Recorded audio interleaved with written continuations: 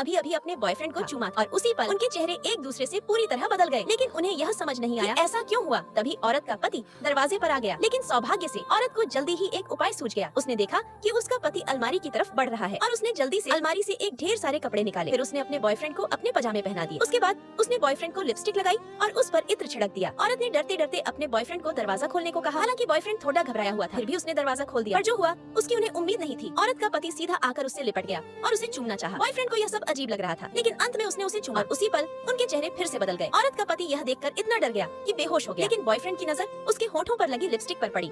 उसने तुरंत औरत को यह बात बताई। अब दोनों को समझ में आया कि सारा खेल उस टेबल पर रखी इस लिपस्टिक्स मैन का है।